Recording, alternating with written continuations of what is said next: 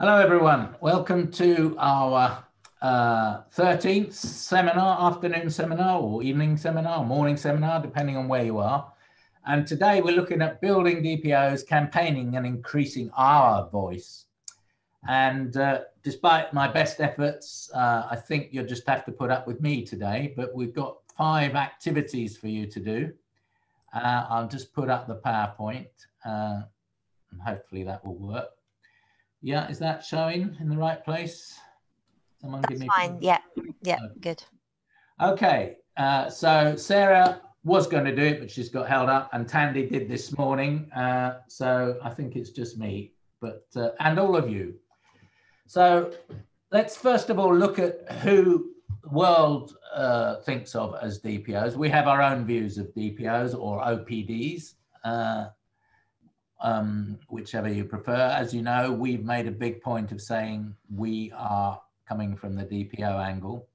But in a lot of the official literature, such as here, the UN Committee on the Rights of Persons with Disabilities, general comment number 7, there's no point changing that because that's what they say. And what they say is, and this is quite important, this is an important document, a bit dry, but it's worth having at your fingertips and being able to show to governments and so on. The committee considers the Organisation of Persons with Disabilities, DPOs, we would call them, should be rooted, committed to and fully respect the principles and rights recognised in the Convention. So the rights in the Convention, we've been through them in different aspects, but fundamentally they are full human rights for all disabled people, people with disabilities. And they go on to say DPOs can only be those that are led, directed and governed by persons with disabilities. That's very strong because it means that NGOs that have a few people on their board are not DPOs. They're not led and directed and governed by persons with disabilities. It's only our organisations which are run by us that count. A clear majority of their membership should be recruited amongst persons with disabilities themselves. A clear majority. Right? So these are very important rules. And this is what the UN is saying about who are representative organisations of persons with disabilities or DPOs. That's who they are. And it includes organisation of women with disabilities, children, and people with HIV/AIDS. So you may have local things that you don't include them. They are included. Okay, so that's the first thing from paragraph 11 of general comment number 7. Organisations of persons with disabilities or DPOs have certain characteristics, and these are the ones that the committee points out. They are established predominantly with the aim of collectively acting, expressing, promoting and pursuing or defending the rights of persons with disabilities. It's not about one person's club or blog. It is about a collective thing. So things are agreed between people who are members of the organisation.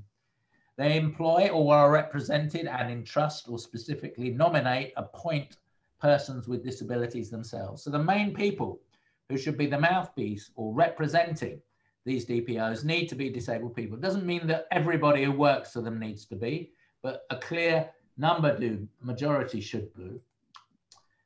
They are not affiliated in the major case to any political party or and are independent from public authorities and non-governmental organisations.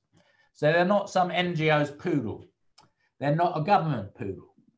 And there were times in our history, for instance, Joshua Malinga, when he set up the organisation in Zimbabwe, it was part of the ruling party there. And as we heard last week from South Africa, that they decided for a period of time to align themselves with the ANC, but the disabled people of South Africa are now not aligned, they're independent. They may represent one or more constituencies based on actual perceived impairment and can be open to membership of all persons with disabilities. So you can't exclude people with the category of membership because we don't happen to like them. They represent groups of persons with disabilities reflecting the diversity of their backgrounds in terms of, for instance, sex, gender, race, age, or migrant or refugee status. They can include constituencies based on transversal identities. What does that mean? It means going from old people down to children, or from women and indigenous people, and comprise members with various impairments. They can be very local, district, regional, national, supranational regions like ESCAP or the Pacific or Europe, or they can be international in scope.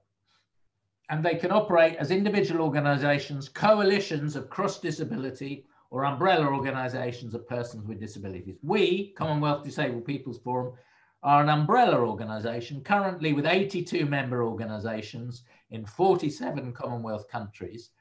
And in 40 of those, we have the main national body that is the umbrella organization in each country. In some others, they don't exist, or we have to still build them. And we are seeking to provide a collaborative and coordinated voice of persons with disabilities in their interactions with, among others, public authorities, international organizations, and private entities. So really, if people speak for the organization, what they say needs to be cleared with the organization, or at least some structure of it. And that's the web address at the bottom there where you can get this paper. If you can't get that down, just go to the Office of the High Commissioner of Human Rights and put in UNCRPD committee, and that page will come up with all the general comments on. Now, the distinction between organizations of persons with disabilities or DPOs and other civil organizations is very important, and it's laid out not by me, not even by our DPO, but by the UN through this organization. The distinction between organizations of persons with disabilities, alternatively disabled people's organizations, to be distinguished from organizations set up for, which tend to be service providers or set up by parents and families to provide services for their disabled, disempowered relatives, which in practice may result in a conflict of interest in which some organizations prioritize their purpose as private entities over the right of persons with disabilities. For instance, if you are a service provider and a DPO, you may get into conflict because the government may give you a grant, but if you say things that are critical of the government, they may threaten to withdraw that grant. And if you've employed a number of people to deliver the service, you are no longer independent. You cannot say what you think. That's what it means there. State parties should have particular importance to the views and persons of disabilities through their representative organizations. Support the capacity and empowerment of such organizations, ensure the priority is given to ascertaining their views. It goes on to say, and therefore there is a responsibility on the state parties, the governments, to actually provide funding for these representative organizations so they can function, so they can give the views of their constituents back to the government. A distinction should be made between organizations of persons with disabilities and other civil society organizations. The term civil society organization comprises different types of organization, including research organizations, institutes, organizations of service providers, and other private stakeholders. Organizations of persons with disabilities are a specific type of civil society organization. They may be of a mainstream umbrella or a coalition and do not necessarily advocate specifically for the rights of persons with disabilities, but can support in the mainstream their rights and human rights. In accordance with Article 33.3 of the Convention, all civil society organizations, including organizations of persons with disabilities, have a role to play in monitoring the Convention. State parties should give, this is an important one here, paragraph 13, state parties should give priority to the views of organizations of persons with disabilities when addressing issues related to persons with disabilities, and develop frameworks to request civil society organizations and other stakeholders to consult and involve organizations of persons with disability in their work to enshrine the rights of the Convention. and other topics. So that gives us a very central place in delivering this UNCRPD. And you'll remember from when we talked about how the convention was made, and the sum of that you'll be coming to in for next week in terms of the presentation. We'll go back into some of the history of that and in the course book, that the message was nothing about us without us. And really, that is coming through here from the UNCRPD committee in the advice that they're giving to state parties. They can only provide advice, and none of it is mandatory or binding, but they provide this advice. So there are different types of organizations of DPOs or OPDs. Umbrella organizations of representative DPOs, such as we are. We're an international umbrella organization. National councils, which are national umbrella organizations, which have all the different DPOs in the country involved, impairment-specific ones, but also local regional ones, women ones, and organizations for children and families. Cross-disability organizations of all individuals with some or all impairments, so that could be a blind union or a deaf organization or an organization for people with Down syndrome. Self-advocacy organizations are local often and prevented from forming formal organizations because of the legal capacity argument we looked at a while ago under Article 12. And it is by no means the case in many countries of the world that you can form an organization of people with intellectual impairments because they're not allowed to hold bank accounts and other such things in many countries still, despite those countries having signed the convention. It shouldn't be the case, but it is. Organizations including family members or relatives of persons with disabilities, organizations of women and girls with disabilities, organizations and initiatives of children and young persons with disabilities. I'm going to say more about D and F in a minute because they are problematic for us and we need to understand that.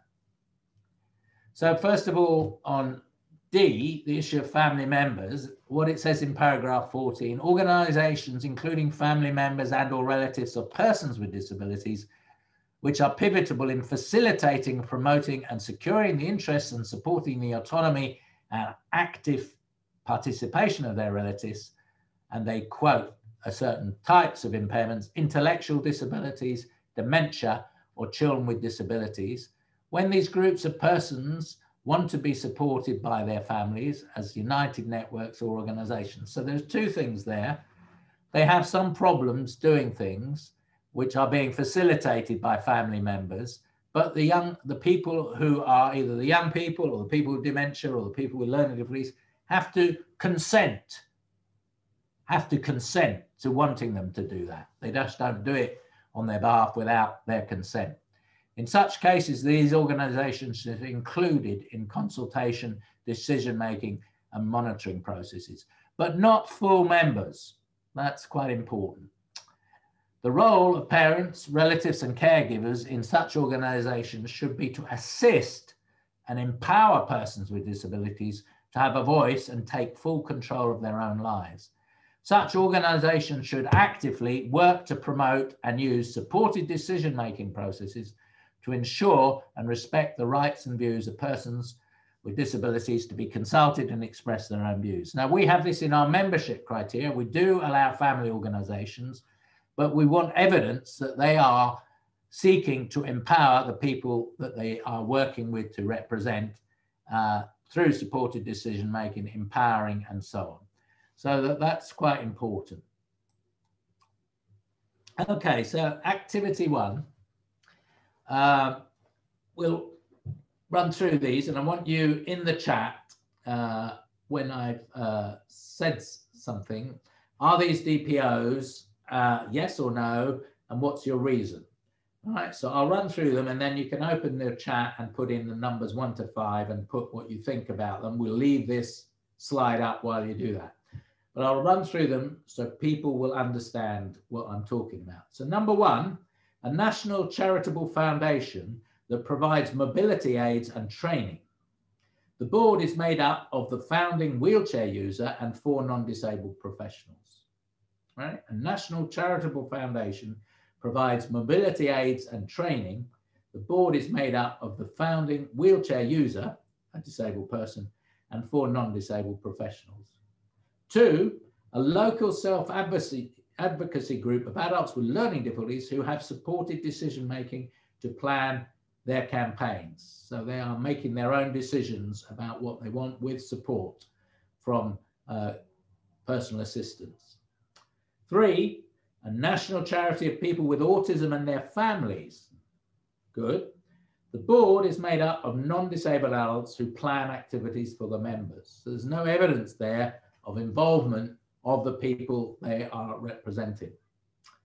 So that's number 3, the National Charity for People with Autism.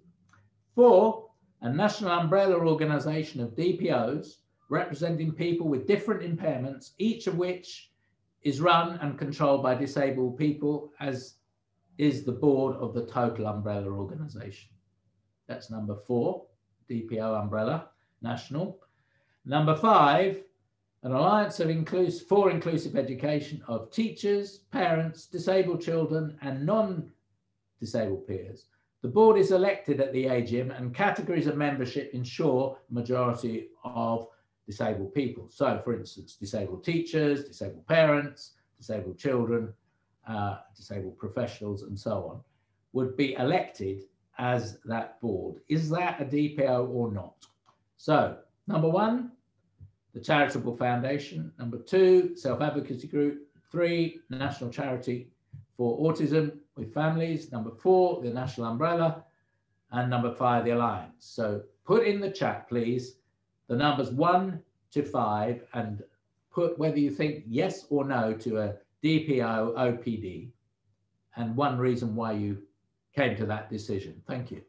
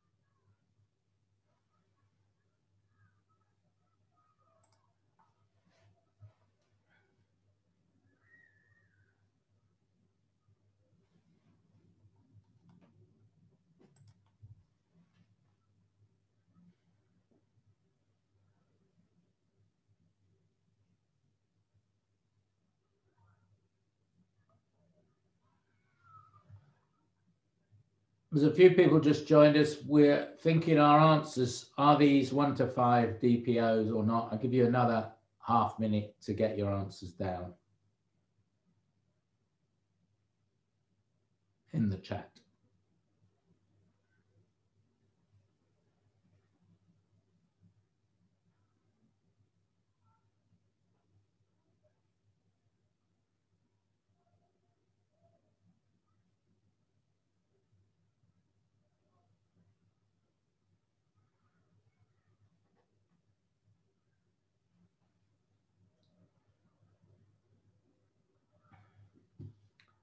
Okay, shall we see what we're coming up with there, Gemma, please? Yeah, absolutely. So quite a lot of people are saying number 4. We number have 4 is a DPO, yes. Number 4 is a DPO. Yeah, a couple of people have said that. We've got 2, 4, and 5 are DPOs, as they are majority run by disabled people, whereas the others are not. Yeah, that's probably good.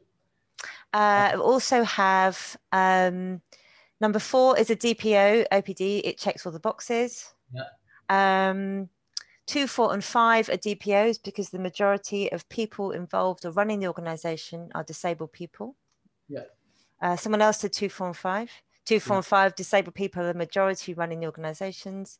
Right. No, I think you've got the idea. yeah, no to 1 and 3, majority are not disabled. Yeah. One, you know, and there are lots of organizations like this where charismatic disabled people have set up their own organizations supported by non-disabled people. They're the mouthpiece, but they're actually only speaking for themselves. And they do attract quite a lot of funding. We have to be wary of these organizations. And number 3 could come under that families thing, but there's no evidence there that they're doing anything to empower the people with autism that they're representing as self-advocates or having them on the board or activities and so on. And without that evidence, we would say it's not really a DPO. There's a good answer here from Kingsley. 1, 2 and 4 a DPO. It is so because it's predominantly and completely made up of disabled people and centering on what is all about them and concerns them. DPO, yeah, I think I was more concerned about the answer really in terms of 2 and 4, I think. DPO means when disabled people are in charge of their own matters. Now, number 5, I think a lot of people said number 5 because they do make it a thing. There's 2 things to take into account there. The convention says in Article 7, the developing capacity of young disabled people, children, and therefore at some point they need parental support. And when we talked about in module 9, inclusive education, I did say in nearly every country where inclusive education has got going, the driving force has been a parent of a disabled child. So we wouldn't want those allies, as we would call them, to be left out of the equation. They're often very important in pushing for inclusion, and that's particularly the case in an international organization of people with learning difficulties, children with learning difficulties, Inclusion International, that fights for the rights of people with learning difficulties.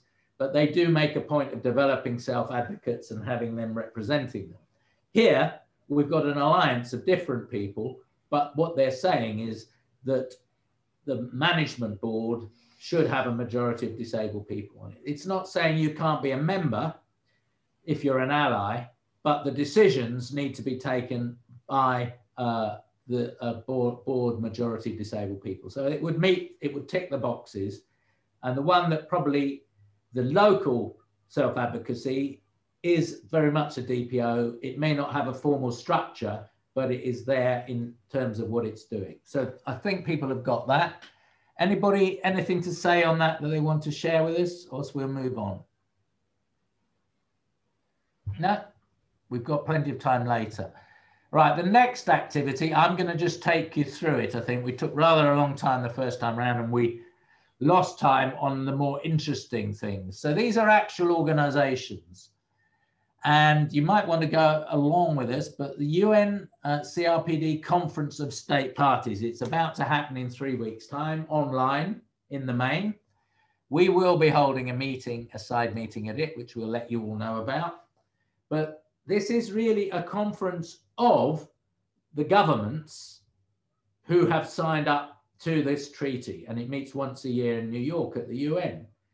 182 governments send delegations to it. There may be 1 or 2 disabled people in those delegations, but they're not there to put the views of disabled people. They're there to put the views of their government. However, they are there to listen to disabled people, and something like 1,500 NGOs and DPOs are registered for COSP and go with observer status to make points in the debates.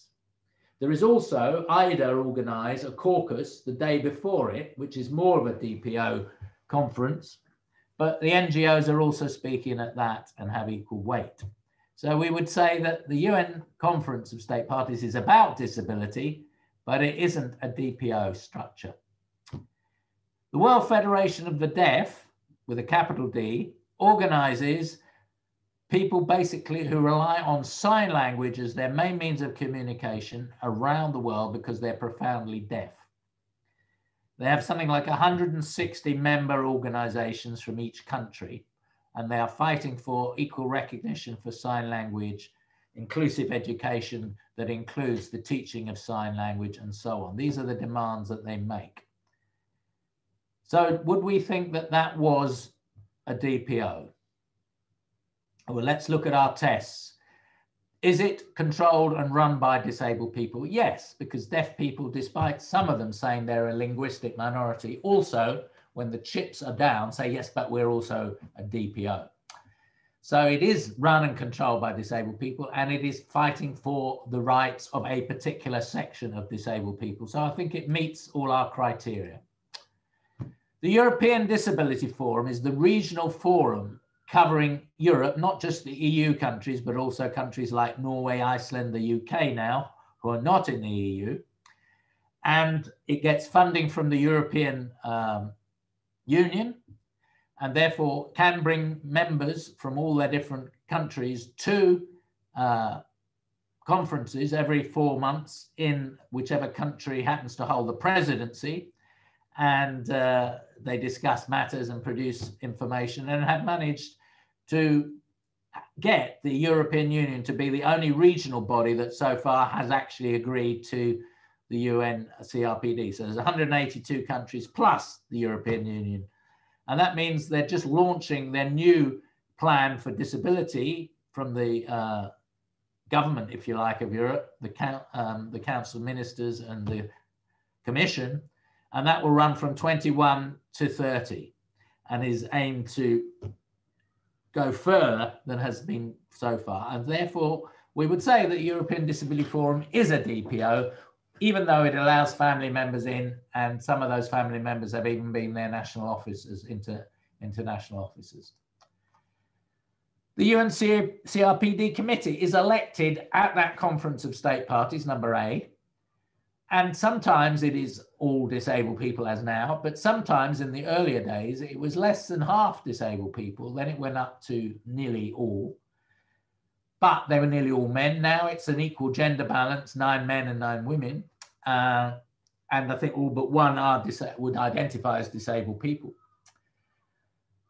But is it a DPO? Not really, because it has a formal structure within the UN structure, which is to look at government's plans, to interrogate government and make comments on them against the requirements of the convention. And so that is an organ of disabled people, but it isn't really a DPO. Leonard Cheshire International, some of you may know, is a charity organization, an NGO that has an international wing now. They provide accommodation for disabled people in many parts of the Commonwealth. They also have more recently fought for projects on inclusion and employment, and have developed some quite important projects around that. They often employ local disabled people, but the board, which decides all of these things, is still run by predominantly non-disabled people, and is really about not the interests of disabled people. It's about the interests of promoting the Leonard Cheshire organization. Now, sometimes those interests combine with those of disabled people, but other times they won't. So we would have to say that, and many other international organizations like Save the Children, like Light for the World, like Humanity and Inclusion, like many organizations like that, are similar.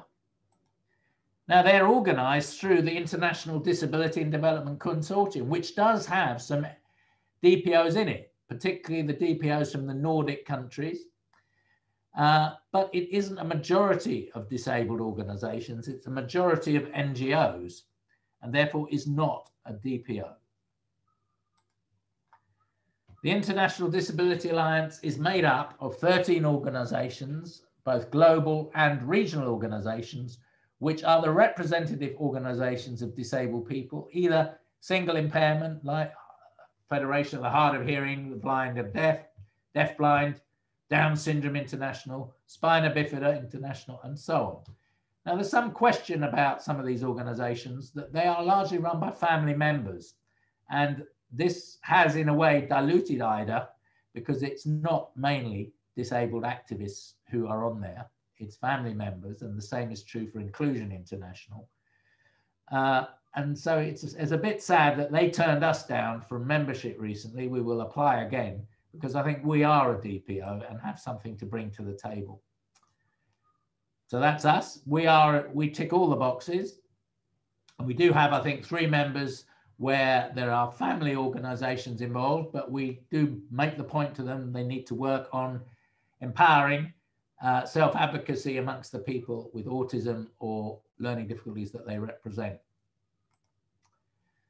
And the same is true of Inclusion International, which, using the definition in paragraph 13, would be a disabled people's organization. And as I said, they do make quite a point of developing self-advocacy, and they often get speakers at the UN and elsewhere, people with learning difficulties.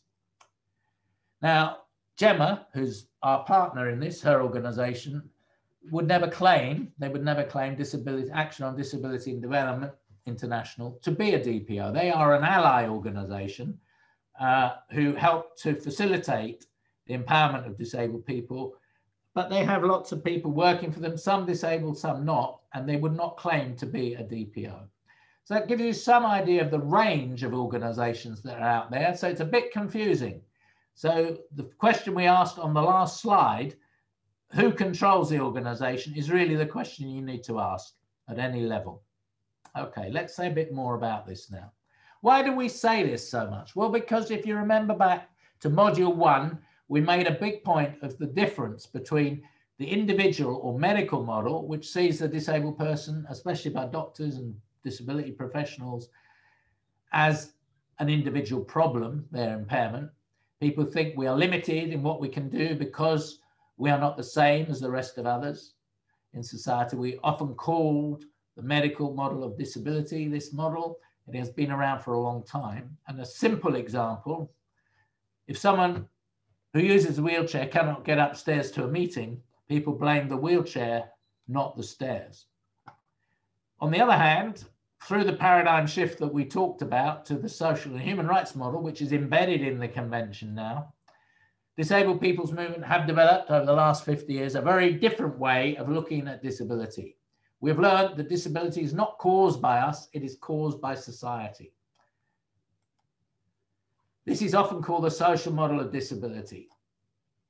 What stops us is the fact that we live in a world which ignores our needs for access, information, understanding, transport, education, employment. We don't create those barriers. We are on the receiving end of those barriers. So for example, the building with no lift, the people organizing the meeting don't move it to the ground, and the people organizing the meeting didn't move it to the ground floor. They could have done. That would have been a simple, reasonable accommodation. A longer term reasonable accommodation would be maybe to put in a ramp, if it's a lot of stairs, a ramp all around the building, or a lift. So that gives us a simple idea of it. And it comes, if you remember back to what we talked about in module 1 and 2, this difference in definition that came out of the first Disabled Peoples International. They weren't the only organization. There were impairment-specific organizations formed up to 120 years ago who fought for the rights of blind people or deaf people. And later, after the First World War, for people who had become physically disabled. All through the 30s, these organizations fought on. But really, it was in the post-Second World War period, and particularly coming into the 60s and 70s with the upsurge of the civil rights movement, that we see this liberation strategy, which is saying that there's a big difference between our loss or limitation of physical, mental, or sensory function on a long-term permanent basis, and what happens to us as a result of it. What we call disablement, what initially they called handicap, is the loss or limitation of opportunities to take part in the normal life of the community on an equal level with others, due not up to our impairment, but to the physical and social and indeed organizational barriers that exist. So this is crucial. So what does the UNCRPD say about this? Well, it has accepted, 25 years after that was adopted in 2006, it accepted this paradigm shift. But not everyone around the world has accepted it yet, and we still have a long way to go to convince them of it. But nevertheless, 182 governments have signed up to saying that all persons with disabilities have fundamental rights and freedoms, and they must have their respect and inherent dignity promoted. The preamble for the convention says, recognizing that disability is an evolving concept, that disability results from the interaction between persons with impairments and attitudinal and environmental barriers that hinder their full effective participation. So that's good. That's what we're saying. It also says in Article 1 that persons with disabilities include those with long-term physical, mental, intellectual, sensory impairments. Unfortunately, and many people have criticized this, that doesn't say psychosocial. And so there's a question people with mental health issues, autism, neurodiverse community, but we would take it that they are included. And certainly in general comments that have come out, it's clear that the UNCERPD committee sees them as included. So these are from the UN Enable website, and you can track that there. So just to be clear, it's the barriers that disable. So what are we talking about? Ignorance, lack of empathy, folklore, customs, beliefs, negative attitudes, lack of education and training, inaccessible information and communication, denial of our human rights, inaccessible buildings and transport, lack of income and support, and thereby employment, and violence, rape, and bullying, which we all experience, but women and girls, disabled women and girls, more so. Now, I ask you a question, just think and reflect on this for a minute. Are there any barriers there that are to do with our impairment, our within-person thing? Or are they all occurring from the way that society is structured, the environments that have been built, the attitudes that people have, the cultural norms, and the way we organize things? And I think you'll find that all of these are things that can be changed. If these can be changed, we can stop trying to change, although sometimes rehabilitation is useful to get the right equipment, to walk and so on, but we can stop trying to make someone who can't walk, walk. We can instead make it that they can get around in a wheelchair in all environments. It's so much easier. So that's the essence of what we stand for as DPOs. We stand for getting rid of these barriers in every way we can. So give me 3 reasons now why we need organizations that we as disabled people control and run. Why do you think we need them? Why can't we just leave it to the great and the good, the great big charities and governments? All going to do it for us, are they? Or not? So we need 3 reasons, A, B, and C, in the chat, please, why we need organizations that we as disabled people control and run.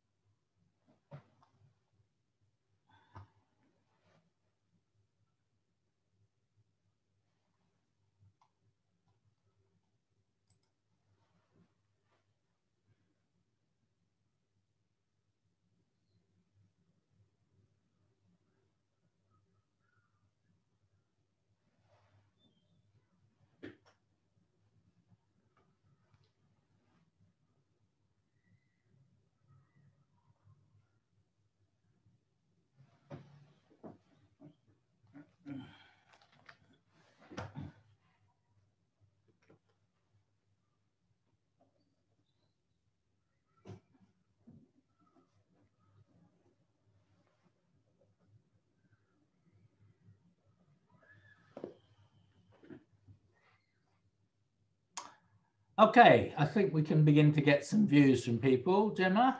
Have we got some in their chat there? Yeah, absolutely. I'm just letting somebody in. One moment. I'll do that. Okay, so we've got the phrase coming up a lot. Nothing about us without us comes up at least 3 times. Okay. To have a voice of our own heard. Have to change attitude of society. Yeah. Who knows more about disabilities than disabled people? Yeah. We must have a voice of our own for collective efforts. Yeah. To advocate for ourselves. Yeah. We have experiences that make us experts in disability matters. Yeah. So that we're consulted in all matters affecting us as persons with disabilities. We can identify the barriers that restrict us. Non-disabled persons do not have the same experience. Many OPDs run by people who have no disability end up being briefcase organisations that do not benefit intended communities. I like the briefcase organisation. Yeah, it's great. Who's that one from, briefcase organisation? That's Rachel in Zambia. Would you like to tell us what you mean by briefcase organisations, Rachel? Rachel, can you unmute? Maybe you want to sign. Hello, Rachel.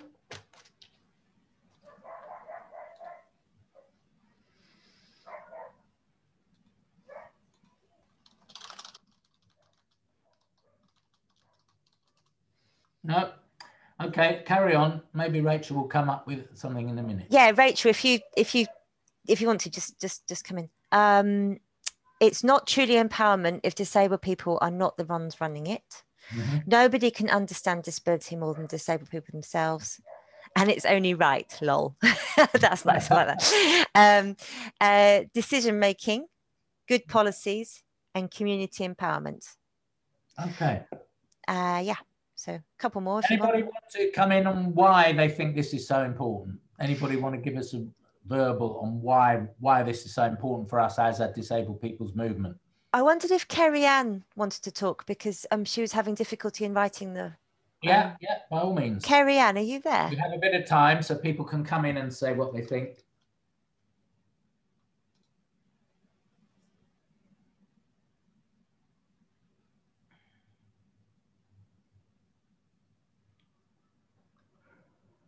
Kerry Ann, or anyone else want to put up their hand and Gemma will bring you in? Yeah. Freaky Andrew Essien. Freaky Andrew? Here we go. Hi. Hi. Can you hear me? Yes, absolutely. Okay, thanks. It's Freaky. So one of the reasons why it's important for persons with disabilities to run their organizations would be that, and from experience, persons without disabilities, no matter how they try, their intentions always end up being welfarist or they run the charity model. Somehow they tend towards that. No matter how they try, that shadow still hangs over when persons with disabilities persons without disabilities run organizations. So it is important for persons with disabilities to run OPDs because we are conscious of the fact that it's not about being given, it's about being taken as persons first, and our rights are important. Yeah, okay. I've got something to say about that, but I'll hold it till when I do the next little input. Anyone else want to say something? Yeah, somebody else has their hand up. Mfanelo Musa Shongwe. Hello. Hello there. Yeah. Hello. So why is it so important? From Eswatini. Yes. Eswatini. Come on, we haven't had anyone from Eswatini for a while. So tell us what you think. Why is it so important we run our own organizations? I think we must run our own organization because only us knows about us. And usually most people who are not disabled tend to ignore, just like you said, Richard, that tend to ignore our needs. So in order for our needs to be served, we must advocate for them. Thank you. Thank you. And we've got one other person raising their hand at the moment, so let's bring them in and then we need to move on. That I think was the same person. I think we have I think there's no All more right, hands we've got up. 2 more No. sessions where you'll have more time to talk, but I've got to do some input really now, because I think, yeah. So if one of the reasons for that unequal power relationship is historical experience, another is that people have developed pitying and patronizing attitudes to us. And we have to find a way of changing that, because we're not going to make this transformation around the world just on our own. We have to lead it, but everybody else has to follow. So we need to find ways of doing that. But first of all, we need to feel comfortable with who we are as disabled people. And of course, you can become a disabled person. Either you are born with an impairment or you acquire one later in life. And most people acquire them through accidents, wars, disease, and then of course others are born with them. If you're born with them, or like me, I got polio when I was 9 months old, so my conscious life has only been someone for the last 70 plus years who's understood being a disabled person. It has an enormous impact on you wherever you are in the world, because the attitudes are disabling. So you are compared to your non-disabled peers. And some people, as a solution to that, say, let's put them all together with their own kind. What is this own kind? We are human beings, so we don't want to just be with other people. We want other people to change their attitudes to accept us. So some of the things I've learned, this is a personal view if you like, we need to jointly discuss our experiences with others in similar positions. That in itself is liberating, because often you grow up as the only child in the family, or the only one with your particular type of impairment in the village or the class, or not going to school at all, and you feel very isolated. There are 1,000 different ways that people can slight you, even by trying to be overprotective, to do the extra thing for you, rather than letting you do things for yourself and find out, because actually finding out about life is risky. And if you wrap children in cotton wool because they're disabled, how are they ever going to learn to take risks and measure when to take a risk and when not? So the whole way that we're treated is different.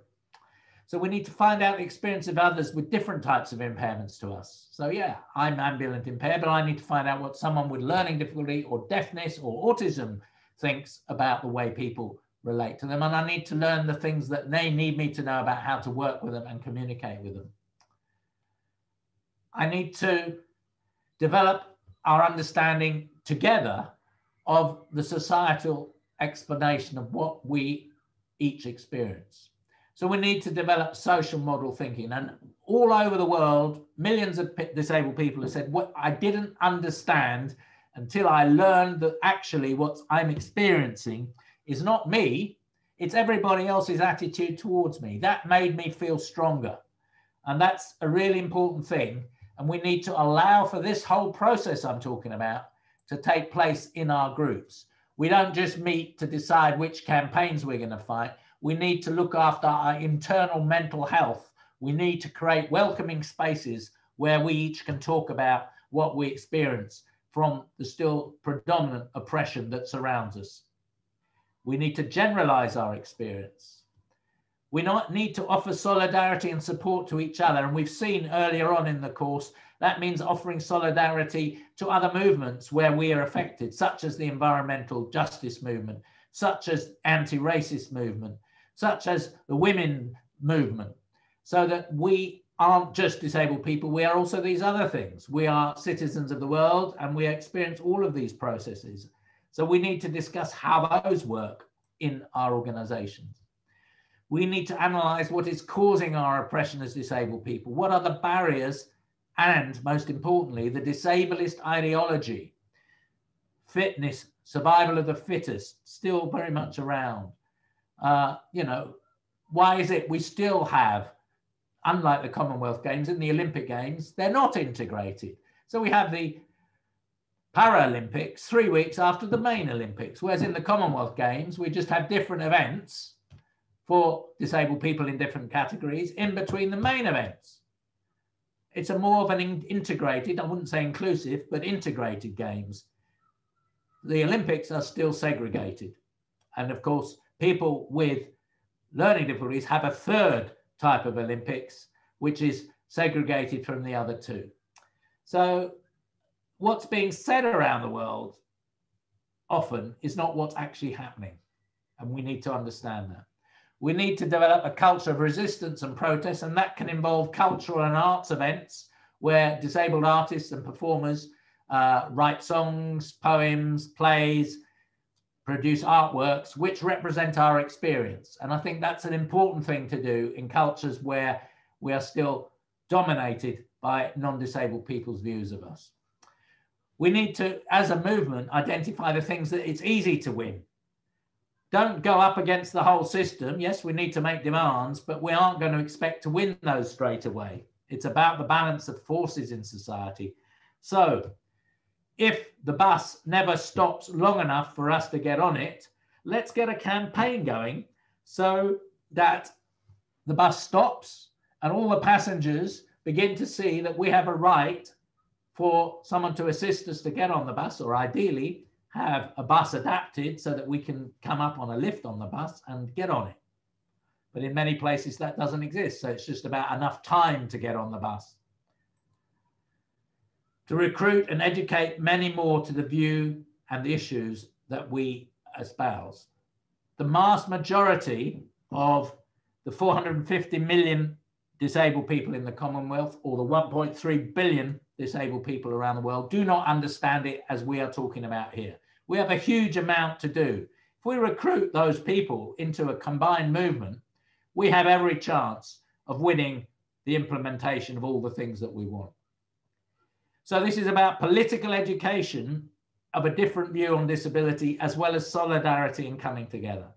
We need to publicize and educate to the public what we think and why. And that means going on the media, not being shy, having our leaders and educating people to be able to talk to the media and not be interrupted or patronized.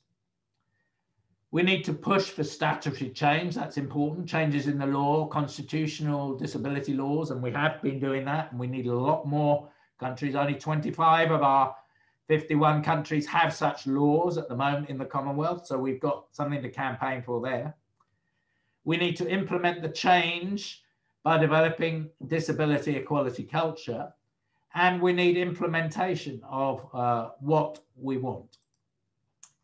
Now, why is it we've made so little progress, given many of us have been fighting on this for 30 or 40 years? And those of you who are younger have joined and maybe are getting frustrated. Well, we need to look at what are the things that are against us, which continue to thwart our liberation. What's getting in the way? So organizations themselves say they support our arguments, but do not support our control of them in what's happening. Government departments, rehabilitation professionals, charities and NGOs. We need to work for the day that those organizations will turn themselves over to us and say, well, you know better. You're the ones who are the experts. You run these organizations. We'll provide the organization and funding for you. We have a lack of funding for our organizations and society to overcome the barriers. But it's not our job to overcome the barriers, because the governments have signed up to overcoming the barriers. It's our job to point out where the barriers are and what adjustments and solutions we want. There's a lack of widespread disability equality training for managers. What is disability equality training? Well, it is where disabled people turn their personal learning experience into a learning experience for all. So we talk about the history of our oppression. We talk about the paradigm shift. We talk about the values that are based in the UN Convention and other such documents. And then we look at how people translate that into their workday situation, their job as a doctor, their job as a manager, their job as a teacher. How do they translate these broad ideas into day-to-day practice so they can actually do it? And that is a key job for disabled people, and each DPO nationally needs to develop this capacity for training. It can bring funding into your organizations. We shouldn't be offering this for nothing. These organizations have money and they should be paying for our experience, just as you would pay someone else for other sorts of equality training. We need to challenge those of us seeking individual solutions to seek collective solutions instead. We all know individuals and they are abound through history, who have overcome, in quotes, their disability and gone on to be well-known people, often at a great price to themselves because they're isolated and not part of a collective. But millions and millions have been dumped on the sidelines by that. We need to bring everybody up. And so we need to be collective rather than individual. We need to rebuild our movement from the grassroots, based on tolerance of each other's differences, democracy, accountability, and utilizing modern methods to get our message across and deliver lasting change. Many radical movements that have brought about change were done by word of mouth and printed leaflets. Today we have the telephone, we have mobile phones, we have messaging, we have all sorts of things that we should be marshalling for our needs to get this message across there. And instead, we have people who are setting up virtual personas for themselves where they deny their disability and act on the internet as if they're not disabled people at all. A fantasy world. What we need is people who are prepared to be out there, say, yes, I'm disabled, and so what? If you find me a problem, that's your problem, not mine. You need to change your attitudes. Recognize the world we live in requires continual and ongoing vigilance to achieve the outcomes we seek. Many generations have said, oh, we've done it. We've got that piece of law through. Relax, go and do something else, do their favorite hobby. Don't leave behind an organization that can carry on the fight. Yes, we all get worn out and we aren't all going to do it all the way through. But make sure that if you're going to move out, you leave other people ready to carry on the struggle. Because if we don't, the lesson is very, very clear from the last 30 years. We keep moving backwards. 2 steps backwards, 1 step forward. That isn't how we're going to bring about the change we need to bring about. So I hope you might find those personal views from me based on the 40 years involved in the movement as the things I think that are really important. So let's do now, we've got half an hour, so we've got plenty of time for these 2 activities. We've got one about local, to think about a local DPO issue, and then a national one that we'll come on to in a bit. So the local organisation charged by the government to accommodate local disabled people is run by an international NGO, such as we've talked about. That is an organisation not run by disabled people. They support disabled people with mobility aids, welfare support and adapted housing. They are a service provider. Although they have reasonable budget, most of the money is spent on administration and only a small portion benefits disabled people. They have set up an advisory group of village elders and a few of their satisfied customers, i.e. disabled people. No question of a majority even on that board, let alone on the board that actually making all the decisions. So that's our scenario. I'll read it again and I want you to answer 3 things about it. So you need to think about it. Listen to it while I read it again. There's a local organisation charged by the government to accommodate local disabled people and it's run by an international NGO. So they must be getting space and time and maybe accommodation, money even from the government, as well as bringing money from other sources. They support disabled people with mobility aids, welfare support and adapted housing. Although they have a reasonable budget, most of the money is spent on administration, i.e. staff in and their expenses in running this. And only a small proportion of benefit disabled people. Now they have, as a sort of token, set up an advisory group of village elders in the local area and a few of their satisfied clients, i.e. disabled people who have maybe got the things that they want. So that's the scenario. Put in the chat, 1, what should you do to change this? 2, how will you do it? And 3, what would you like to replace it with? Okay, those are the 3 things. Take a little time to think about it. We'll give you 3 minutes to get something written down here as we have time. And then we'll take views at about 3 or 4 minutes past the hour. Okay, thank you.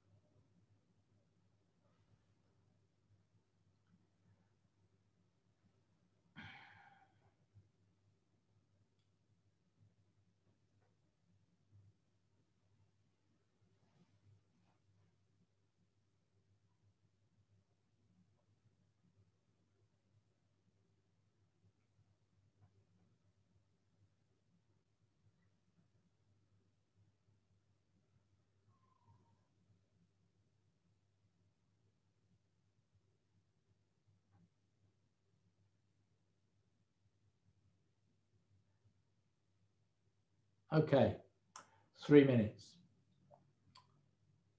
Gemma, have we got people writing in the chat? Yeah, they're still doing it. If you could, okay. Well, we can give it another minute if that will help people. please. I can finish my donut.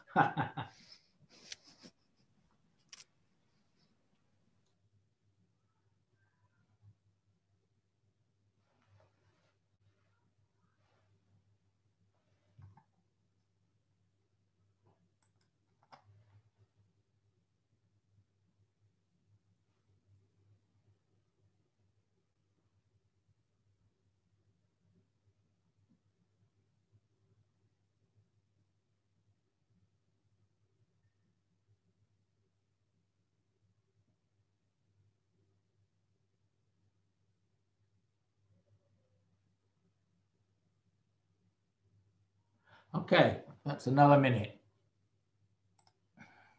Okay, so let's see.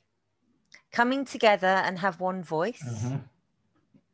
Cut out the international NGO and give the money directly to the local DPO. Yeah. Raising awareness to disabled people by bringing together disabled people and tell them about their rights. Mm-hmm. Using the internet, social media to do so. Through our DPO and groups. Oh, that's number 2. Okay, so number 2 is through our DPO and groups. Yeah. I'm just thinking, okay, so her number 1 was coming together and have one voice, and number 2 is through our DPO and groups. Build capacity of the local group, to number 1. Leslie Ann said the chain of command, because the international GEO is running, it will take longer for decisions to be made, a longer period for responsiveness. Again, cutting down the middle person, letting the support go directly to the persons with disabilities because they're capable. Beth Terry said 1 and 2, have an advocacy group of disabled people, sit down with this organisation and coach them on what they should do to change for the better. Suggest they should have board meeting or steering committee made up of disabled people. Irma in Dominica, if it's local, it's obvious that we take ownership locally, as DPOs not government operated and run. I would ensure administration is majority disabled persons. The NGO should be run by persons with disabilities themselves.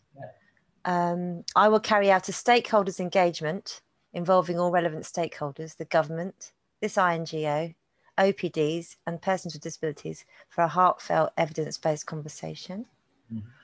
I will mobilise fellow disabled people to advocate for inclusion in the administration for This Is Our Right. Create awareness and sensitisation with the concerning OPD, DPO, in the locality to bring to the attention of the authority on the need to adopt the global standard in handling issues concerning disabled people. And number 2, as part of that one, we approach it through DPOs and stakeholders and disability matters. Gosh, there's still loads more actually, still coming out. I'm just going to say to everybody that this chat, I'll edit it so that it's just the activity answers, and I'll email it round to everyone afterwards. And I'll say what I said this morning, that there were some activities in course book 13, but if you want to, instead of drop 2 of those and put in your answers more in writing on 4 and 5 here, and the PowerPoint will go up on the website as well, so you can copy it out. You can do that instead for those of you who are doing the accreditation. So you can do the accreditation around these activities. Let's have a few more, but I'd like then to take a few more people to speak a little bit about it. Okay, so I'm going to come up from the bottom now, starting with Caroline. Number 3, awareness and sensitisation. Kingsley, number 3, I would like to replace the system where they make all the decisions for us without making major inputs. Stella, number 1, phase out the international NGO. 2, replace with a local one. 3, get local staff to replace international staff and cut down on salaries. Joy said it should be directly shouldered by the local disabled group. The international NGO could be involved in monitoring and evaluation. B, proper budgeting should be done that has its percentages spelt out. Nicodemus, administration reduction by reducing number of people. 2, team building, and 3, awareness and advocacy. Capanza said, turn the NGO into a local DPO. I like that. Yeah. Replace the NGO with a DPO. This is Kimberly in SK. I can't remember what I said SK was. Replace the NGO with a DPO. Remove the elders. Persons with disabilities are the only one who can advise about disabilities. Have non-disabled person to assist them, asking them to volunteer. Good. Can we go to Kimberly maybe and get, I've got a question to ask, which all of you are saying we'll just do this, but you're not really answering how we're going to do it. Because why should the NGO give up? Why should the government give up? They are vested interests staying where they are. What will we do to make them do it? So a couple of people who've got ideas on that, put your hands up. How will we do it? How will we make the change? Can you put your hands up and speak to it, please? Yeah, Berndina put answer in there as well, actually. Okay. So Kimberly or anyone put their hands up. It's fine. No one's got their hands up at the moment. Okay. Well, perhaps you think you've answered it all, but I still feel that it's one thing to say get rid of them, change this. The other thing is how you do it. How do you mobilize the community? How do you mobilize other disabled people? How do those people have the strength of will to do this when they're often put in a subservient position by the power of the NGO? These are the real issues about how we change things. We have to start from the bottom up. We have a hand up. Yes. I'm going to say your name wrong. I'm sorry. Hananla Ado from South Africa, yes. I think. Hi. Hi. Hi. Hi. So I was thinking, I hope this answers your question though, but yeah. I'm thinking that it starts with exactly what it is that we're doing right now, making sure that disabled people have gone through disability equality training so that disabled people ourselves all over, whether you're part of an NGO, whether you're part of a disabled people's organization, an NGO, or whatever, if you're a disabled person, then you should understand what disability means. So I think that we'd have to roll out a big disability equality training campaign on grassroots levels in communities and make sure that disabled people understand this themselves. Once we've got disabled people standing on the same space, then we hit it like we hit apartheid, you know? So I would say we begin to fight for our rights, begin to fight for the human right that we as disabled people deserve. And we do so by making sure that, okay, now we're able to be head or run these organizations ourselves. Yeah. I agree with you. I think wherever possible, individual disabled people, even if they're working for an NGO, maybe need to be part of a support group or a group of other peers to discuss their frustrations of working there and begin to organize for change, because I think it's very hard to do it on your own. And yes, this training isn't just going to happen. It's going to happen because we have organization. And I've written in course book 14, which is up tonight, a bit from the history of how DPSA in South Africa did it. And one of the key things from the mid-80s to when they got things through in the 90s was huge capacity building training that went on in every village, in every area for disabled people. And that's what made the difference at that time. Now, much of that impetus is lost afterwards. As I said, people think, oh, well, we've done it now, so we can all hang up our boxing gloves, if you like, and go back to our lives. But that they did that too much in a way, because the structure that was left was hollow and didn't have enough strength to keep pushing for the actual implementation we need. So it's a long journey. I'm not saying each person has to do the whole journey, but they do need to make sure it's done as a social and a collective thing, because this is society we're trying to change. We start with changing individuals, but we have to have a collective to change. So I agree with you, but that's what I would say as well. Thank you for that. We've got Berndina in Belize has got her hand up. Yes, go on. Morning. Morning. Just to explain my response, most of this sounds like internal corruption, which I think is very typical in NGOs. So I would say that we could implement monthly reporting, quarterly reporting to the NGO, to the international NGO and government. And then I was thinking that we could do that by responding, getting a response from those that we report to, or this particular NGO. And then after that, I was thinking that, let me see the last thing. We could replace the leadership or rearrange the leadership with the people in the advisory committees that was mentioned in the actual question itself. Because it didn't say that the leaders of the NGO are people with disabilities, or majority. Well, yeah. Another thing, which is a practical thing to do, might be to start with a users committee, all the people who are using the service, which would get you all the disabled people together. Now, many organizations don't want that. They don't want a quantum of disabled people together. They would rather deal with people one by one.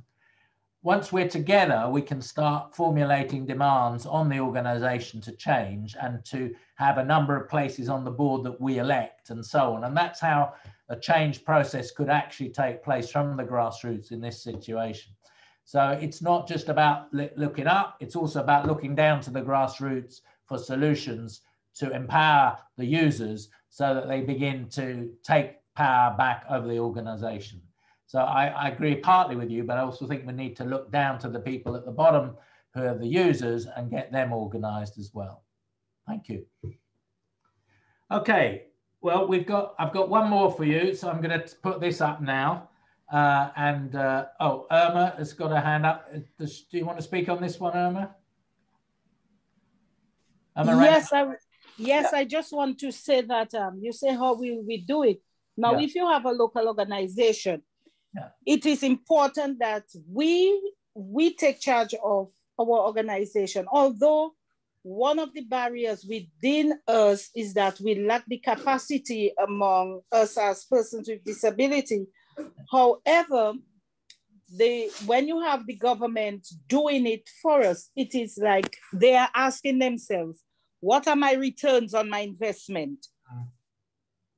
And that is why many a times so many projects fall through, because they don't see it like we see it. So for me, I would appreciate that we take charge, we run our organization, and we show them how it is being done, because we only understand our issues ourselves. So that is basically how I would have done it. I agree. And you're an experienced person, obviously, but we also have to look to people who basically don't feel the confidence to do that. And how do we move each person forward a little bit?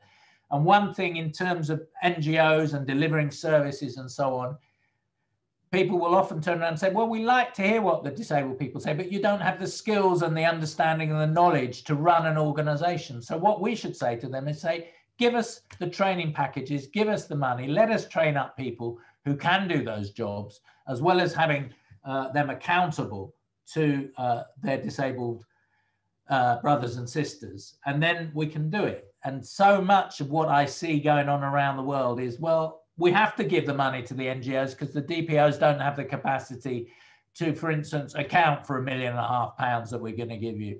We need to show that we can develop that capacity, that we can be trusted, and that we do know how to do these things. I'm not saying everybody knows how to do it, but we need to develop skills within us, our own movement, to be able to do all of these things. So I agree. Okay, let us move on then to number 5, which is quite topical. This is about building the national movement, and it's related to the current COVID pandemic. This is a scenario, and it's not about India. I'm just mentioning the Indian variant, which, as people may know, is easily spread and is now impacting more on younger people. Remember when COVID first came in, they said, oh, this is just something for old people, you know, and we even had ideas of herd immunity, that we can just vaccinate everybody. And that wasn't the case. So the scenario here is your national government, this is no government at the moment, but it could be a government quite soon, decides that as a consequence of COVID-19 pandemic and the new variant, which is impacting most on younger people, that there is not enough vaccine to support young and healthy people, and so have agreed they will not give the vaccine, which is in short supply, to anyone over 50 of age, or anyone who's disabled or has a long-term health problem. All right? That's a direct attack on our fundamental human right, the right to life, of all disabled people basically being denied the vaccine. That is a very serious position for a government to take, and there must be other options they could do. So you would answer the same 3 questions you answered on activity 4. I'll read it again, then give you a couple of minutes to think about it and come back with it. This is a dystopian view, a sort of nightmare scenario of what could happen. It hasn't happened. It's just so you think in the broader picture, what would we need to do? So your national government decides that as a consequence of the COVID pandemic, that a new variant is impacting most on young people, and that there is not enough vaccine to support young and healthy people. So have agreed that they will not give the vaccine, which is in short supply, to anyone over 50 years of age, or anyone who is disabled or has a long-term health problem. So what should you do as a DPO, OPD, to change this? How will you do it? And what would you like to replace this policy with? So I'll give you, it's now it's 90 minutes past the hour. We'll go till 21 minutes past the hour and then ask for your answers. Please put them in the chat.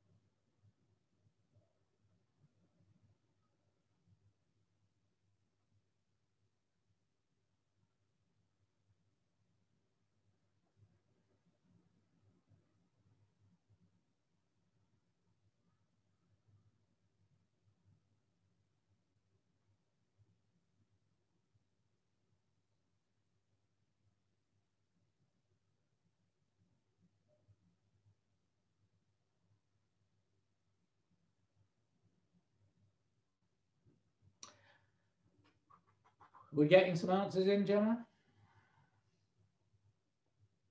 Not yet. Right, we'll leave it another 30 seconds.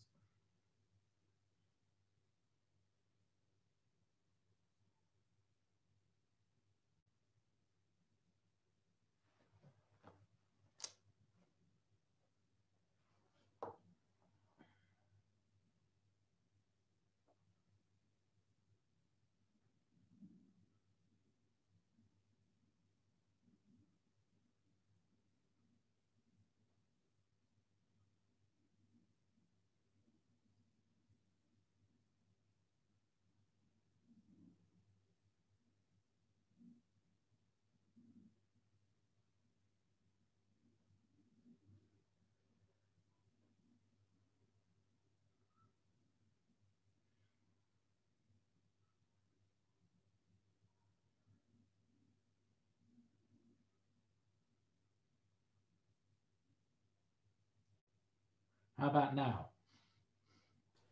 Yeah, got a couple.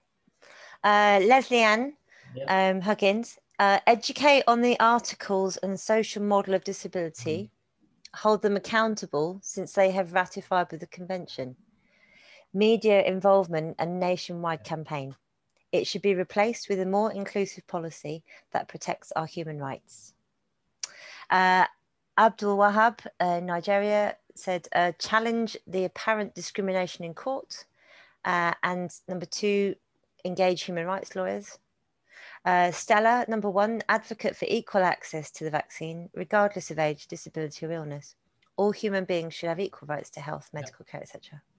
Well, that's really what we would have for number 3, equal access, yeah. Yeah. Queen Sikati in Zambia, focus on health promotion to increase awareness of other preventative measures. Go another mile to make water and sanitation accessible. Nicola said, write a letter to the government giving reason why disabled persons should be considered for vaccine. Kimberly said, advocate against discrimination. Would like to replace it with an Equality Rights Act. Need inclusive policies and legislations. Campaign that all lives are valuable. Irma again, being disabled or having a long-term illness doesn't mean you can't be an asset. Advocate for the right to independent living, right to healthcare, etc. Absolutely. Have something by disabled persons. So I'm not sure she says pieces. I don't know what that means. Through awareness in human rights, for persons with disabilities for the rights. Risikat said, firstly, there is need for sensitization on taking the vaccine. Then we need to find out if reaction in, okay, so if there's reaction in persons with disabilities. Advocate for change in the COVID-19 vaccine condition, not to leave anyone behind. Yeah. Nationwide campaign on human rights, on equal access and right to life. Give them legal framework related to the right to health and respect to human rights. Sorry, PSA, Emma, sorry. Beth, is there really any country that does this? Sounds like what the Nazis did in the 30s and 40s, the crime against humanity. Absolutely. I didn't say it was happening. I said it could easily happen in the situation we're now getting into. Because people don't see us as equal, these arguments are being advanced around the place. Yeah, so she goes on to say, take this issue to the UN and WHO, etc. Absolutely. Engage a qualified human rights lawyer. In Namibia, we don't have at the moment enough vaccine doses for everyone, but after the healthcare workers, certain other essential workers, vaccinations were available to everyone based on first come, first serve. Yeah, I think first come, first serve is obviously the answer. Equal rights to vaccines. Government can, of course, has the capacity, every government, to manufacture far more vaccines if they want to. The World Health Organization needs to be involved and pressured very heavily. This is a global issue. If one country does this, it affects everybody in the world. And therefore, we need to mobilize all global organizations and particularly the media. And that will mean, in terms of one, what should we do? Immediate demonstrations, responses, significant disruption to civil society and life while people are threatening to kill us. You know, that's what it comes down to. We cannot just rely on a human rights lawyer going to court. We're going to have to block the traffic. We're going to have to stop cities functioning. We're going to have to actually make things happen to make people aware that this is just totally unjust.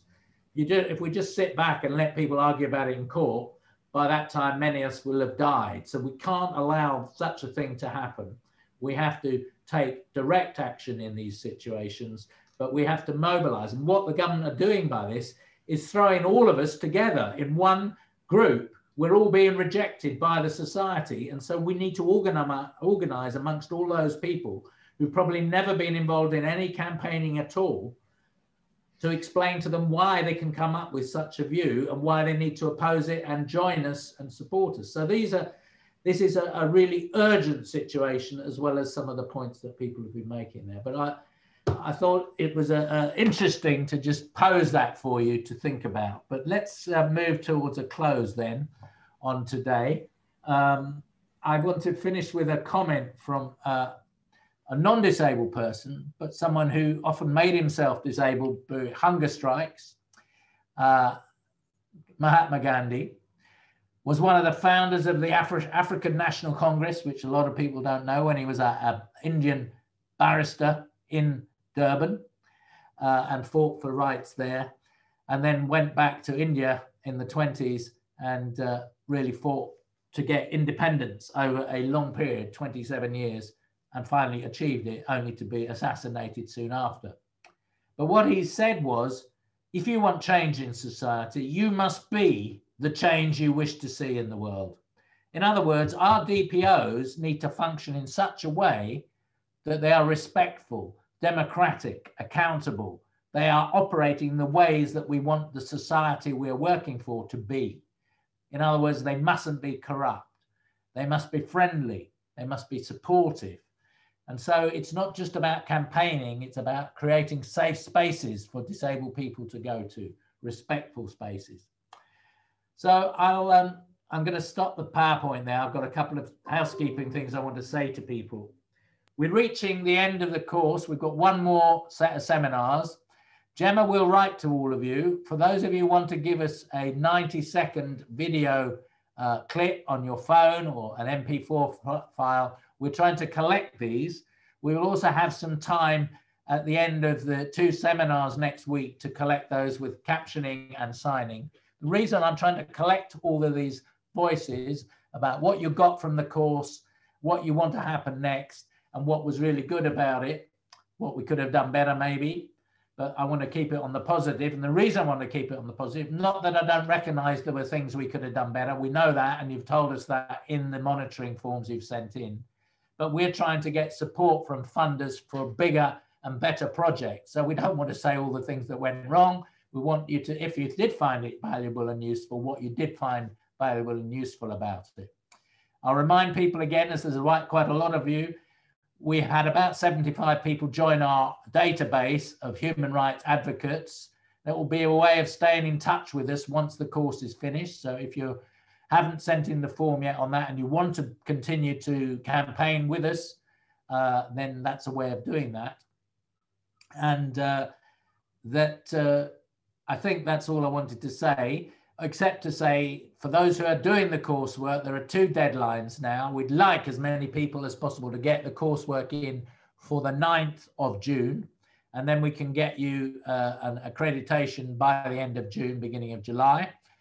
But for people who find that too difficult, and that may be some of your friends and colleagues who've dropped out because of the time scale, they can still do it up until, I think we said the 17th of September.